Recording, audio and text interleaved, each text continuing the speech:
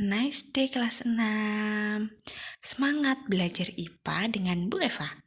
Hari ini Bu Eva akan melanjutkan materi yang kemarin, yaitu di tema 4, subtema 1 dan subtema 2. Kemarin kita sudah belajar tentang rangkaian listrik, yaitu rangkaian seri dan rangkaian paralel.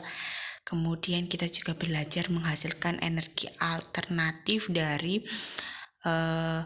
bahan-bahan yang ada di sekitar kita, contohnya tomat dan kemarin jeruk nipis. Nah, hari ini Bu Eva akan mengajak anak-anak untuk belajar mengenai pembangkit listrik.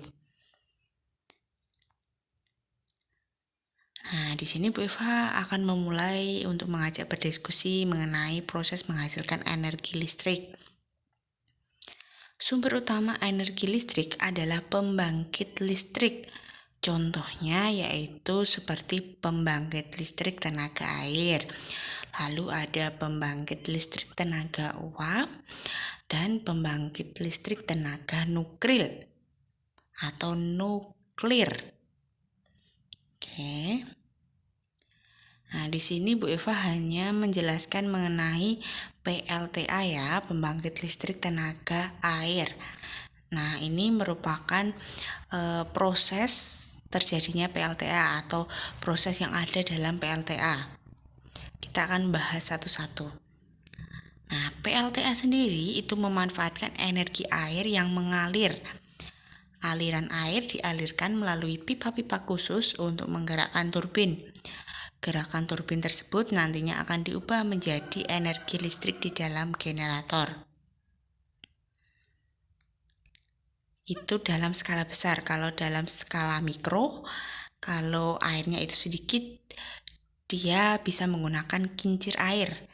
Kincir air ini menggerakkan turbin hingga menghasilkan listrik. Lalu proses menyalurkan energi listrik yang berasal dari PLTA.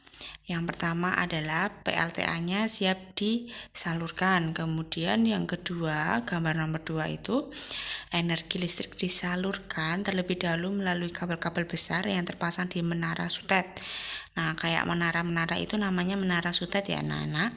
Ini sangat berbahaya karena terjadi radiasi yang sangat besar di sutet itu. Makanya anak-anak kalau bermain sebaiknya tidak di bawah menara sutet.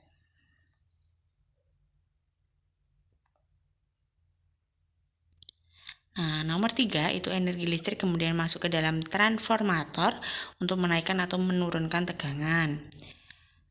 Yang keempat, energi listrik disalurkan ke dalam pabrik-pabrik.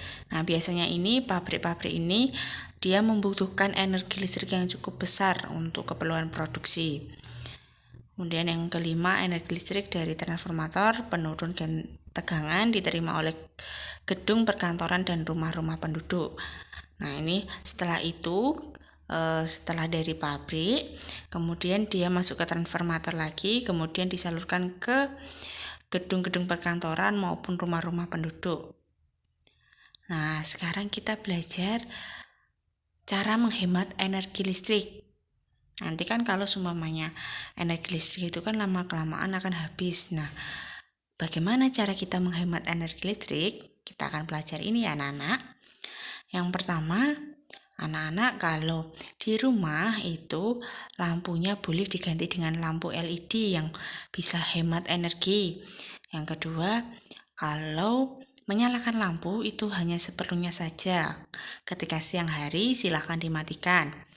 Yang ketiga, cabut kabel dari stop kontak saat tidak digunakan. Nah, biasanya ini kalau waktu mencharger handphone ya, silakan chargernya itu dilepas dari stop kontak. Yang keempat, atur pemakaian alat elektronik yang membutuhkan daya listrik besar. Yang kelima, jangan membiarkan alat elektronik menyala ketika tidak digunakan. Nah, misalkan TV. Nah, TV kalau tidak dilihat silakan dimatikan. Kemudian yang keenam, atur ventilasi udara agar sirkulasi udara lebih baik.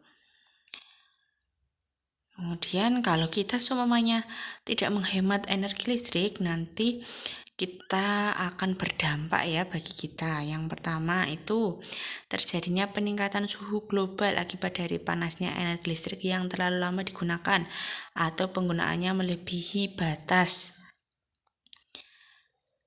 Yang kedua adalah pemborosan energi listrik juga dapat menyebabkan kemungkinan cuaca ekstrim di suatu wilayah. Yang ketiga adalah cadangan listrik untuk generasi di masa mendatang akan semakin berkurang sehingga dapat menimbulkan kondisi darurat listrik. Yang keempat, terjadinya pemadaman bergilir yang diputuskan secara sepihak sebagai upaya penghemat energi listrik. Nah, ini merupakan dampak ketika kita itu boros listrik. Begitu anak-anak untuk materi pembangkit listrik pada hari ini. Silakan anak-anak catat hal-hal penting yang ada di video ini dan jangan lupa like dan subscribe ya anak-anak. Terima kasih, tetap semangat.